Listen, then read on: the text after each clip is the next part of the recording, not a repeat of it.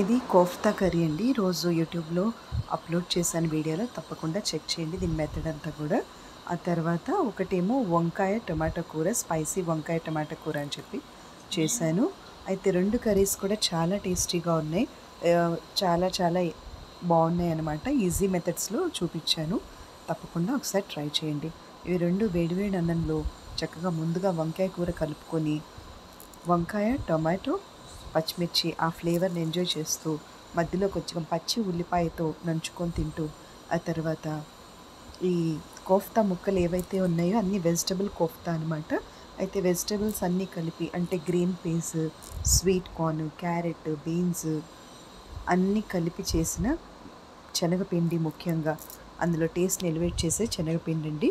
అయితే tomato puree లాగా చేసుకొని కోఫ్తాలు చేసి దాంట్లో వేశాను. అయితే మధ్య మధ్యలో ఆ కోఫ్తాల్ని నేను కోఫ్తా కర్రీతోనే కాకుండా విడిగా కూడా తింటే కూడా చాలా టేస్టీగా ఉంది. వంకాయ టమాటా ఏంటంటే ఎప్పుడూ నేను పావు చెంచా కారం మాత్రమే చెప్తాను. అలాంటిది ఇందులో 2-3 చెంచాల కారము, 3 పచ్చిమిర్చి కూడా యాడ్ చేసి ఇది స్పైసీ టొమాటో కర్రీ కానీ కారంగా ఉండదండి.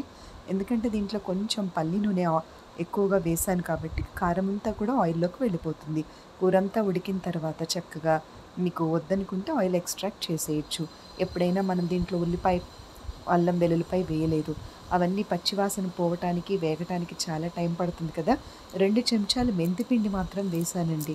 అయితే ఈ కూర ఎప్పుడైనా మనకి ఎమర్జెన్సీలో గానీ, హెల్ప్‌లెస్‌గా ఉన్నప్పుడు కానీ, ఇందులో ఉన్న ఆయిల్ మీకు గ్రేవీలాగా బావుంటుందనమాట.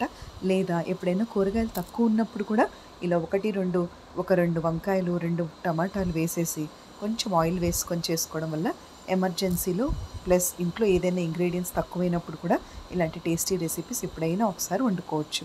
అయితే ఇందులో వాడిన పల్లి నూనె కానీ, ఇందులో వాడిన ఇంగువ ఇది హింగు కూడా వేశాను. ఇందులో వాడిన మెంతి పిండి చాలా హెల్త్‌కి మంచియనమాట. సో, నవ్ అండ్ దెన్ మనం మేనేజ్ చేసుకోవచ్చు. Very tasty food.